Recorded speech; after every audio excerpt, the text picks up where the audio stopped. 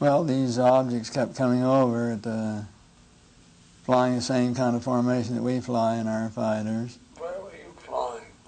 We were flying in Germany, and we were flying F-86s.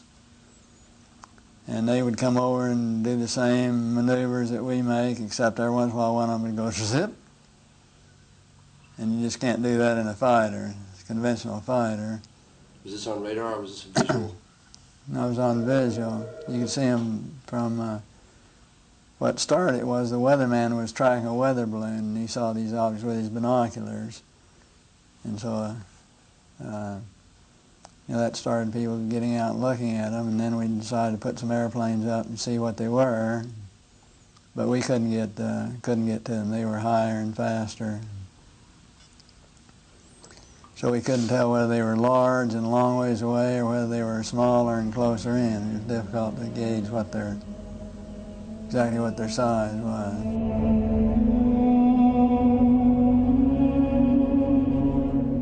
They were definitely in formation. What year was this? In 51, about 1951. Do you think the Russians had that kind of technology back then? No. So, how close would you say you might have gotten to them? I mean, you definitely determined that there were objects that were under intelligent control, or was it? Well, yeah, they weren't just random. They were flying fighter formations, very definitely under positive control. They're just typical saucer shape, double lenticular shape, metallic looking. I think they were definitely piloted vehicles, each one with the pilot in it, and very definitely in communication with one another, because they would have flights of more than 4. They'd have flights of maybe 12 or 16, and when they make a turn, they'd cross the flights in under, and they had to be in communication to be coordinated. Yeah, every once in a while one would zip off to the side, just do a lateral maneuver out to the side. Much as if you've ever seen the lights, the UFOs that they filmed over Clear Lake, California. Have you seen those filmed? I have. How they'll sit there in formation and all of a sudden want to go, Shh. I think they were extraterrestrial pilots flying, no doubt about it. Well, that was, I was having some cameramen film the installation of a precision landing facility that we were putting in right out on the edge of the dry lake.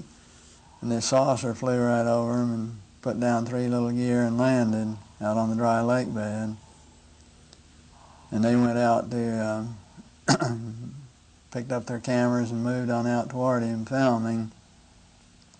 And he lifted off, put the gear back in the well, and climbed out at a very high rate of speed and disappeared. And so while I was going through all the regulation books and finding out the number to call in Washington to report it, I had them go over and develop the film.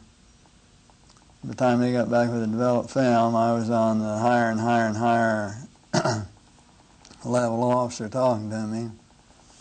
Finally, with the colonel telling me to, when the film arrived at my desk, to put it in the carrier pouch. There would be a courier there at my office by that time already, and they'd arranged for him to fly in our base airplane back to Washington with these films, and do not run prints, etc., etc., etc. So we stuck them in the courier pouch. Did you watch the film? We didn't have a chance to run it. I had a chance to hold it up to the window and look at it. It was certainly good film. Good close-up shots? Good close-up shot. Nothing like I'd ever seen. Double lenticular shape. Same, didn't have a cupola on it or anything. It was pretty much the same basic shape. But this time I was involved in the research and development and doing very classified programs myself, at the test center. So I knew that we didn't have any vehicles of that kind, and I was 99 9/10% sure that the Russians didn't have any of that type either. So there certainly was, at that point in time, there was no doubt in my mind that this vehicle was made at some other place than here on Earth. And you send it on just like you're ordered to do, and do what they tell you to do. You know, I was working at the time, I was working on a little program that nobody knew about. We were not allowed to discuss with our family or discuss with anybody, and that was the U2 program. So it was in the same category, really.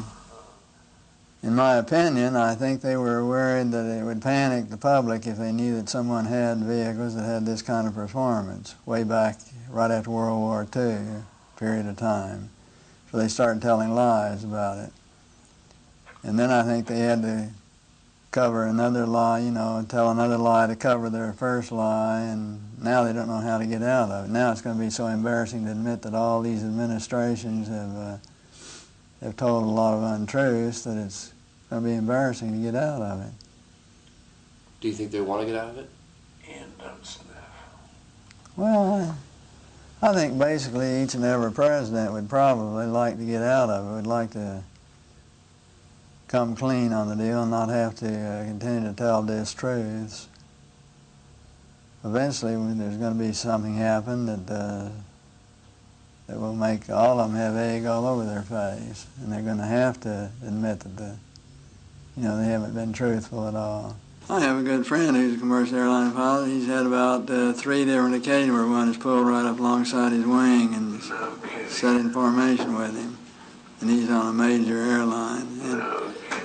But the airline has a policy that their crews don't ever talk about UFOs.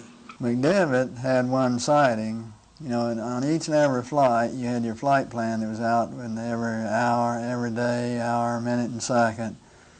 And at a certain time, particular time, if you looked to a certain degree azimuth, at a certain elevation, you would see a bright object or see some kind of an object, because we track all this space debris. And so we knew where an awful lot of it would be and what you'd expect to see. But he saw this one thing shining out there that was not listed on his space debris chart. So he decided to get a picture of it, and he did. He got a picture of it, but of course it was bright, metallic, and it glinted so that all you got are just the bright glint. You can't really tell any details of what it was. And then he saw it for a few minutes. They tracked it, got the one picture of it, but nobody knew what it was. Well, somebody's kept it pretty secret for quite a while, haven't they? Well, I think the only thing that really changed and I think everybody changed, you know, on space flight to some extent, but I think probably the biggest influence it had was it's a real humbler, because when you look at this beautiful big universe that God has created for us, and you realize you're about that part of it, it makes you feel just about that big.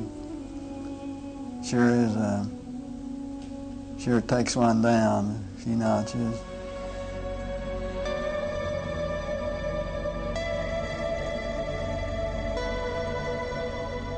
Actually, we were very favorably received at the UN, and Kurt Waldheim was very interested, and he agreed that he thought it'd be a good idea to form a committee and to do the investigation at that level. But nothing ever got done. Kind of typical of the UN, you know. They talked a good game, but never got around to doing anything about it. By NASA's own figures, there are some 400,000 other planets out there that could be habitable.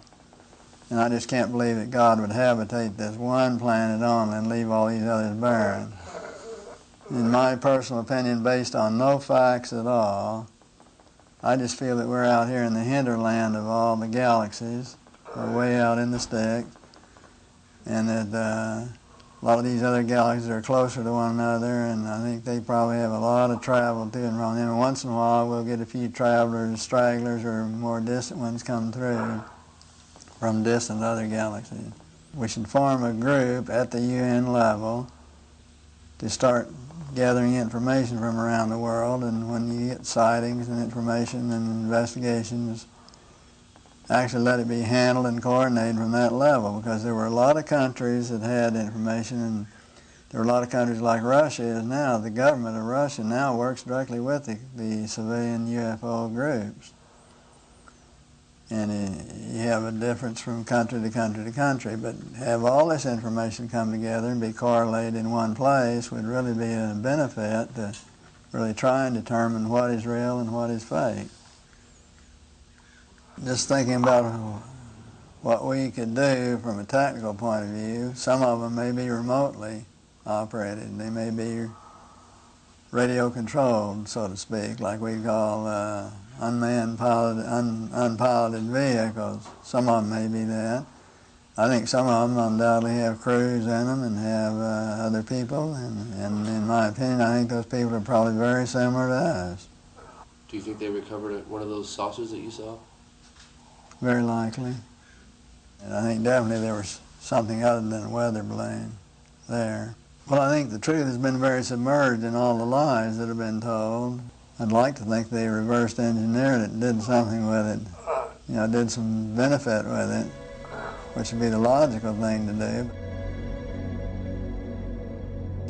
Did you ever try to, did you know where that footage went of the flying saucer that landed on the tarmac? Went to Washington, that's all that I know. Did you ever keep in touch with anybody about it or discuss it? How would I keep in touch with anybody about it? There's no way within the military or within the government of keeping track of something that is classified unless you're directly involved in it, and I was not. So I had no way of knowing what happened to it. Was it included in part of the Project Blue Book investigation? No, it was not. And that was one of the complaints I had about Project Blue Book, which in my opinion, Project Blue Book was totally a whitewash. There were a number of other things on Blue Book that I had occasion to know about that were not included in Blue Book either. Well, that was one of the reasons we did the U2 program the way we did it, was because we hadn't put no classification at all on it, because when you classify a program, then a congressman or a senator think they can go out and tell the whole details. They're privileged to be able to do that. Totally trample all over security and tell the details about whoever they want to. Didn't classify it all, and until Powers was shot down, the world really didn't know about U2s, or at least in the United States. In my opinion, I think they are coming from some other planet. I think there's no doubt in my mind. I think they're for real. I think eventually we'll find out that there's regular travel here on this Earth from other planets. I think we have a lot of potential learning from them if we can just set up the schedule of how to go about doing it. I think they're just the same as we are, just a little higher, a little further, a little faster. And they can come and land in my backyard anytime. If they want to come and land in my backyard, I'd welcome them. To ready, so they came out to the plane. But prior to that, this just hovered over the plane for a short period of time, and then just vanished. We were told later that it was picked up on radar. It wasn't as if you actually saw it glide away. It was like in a wisp, it was gone.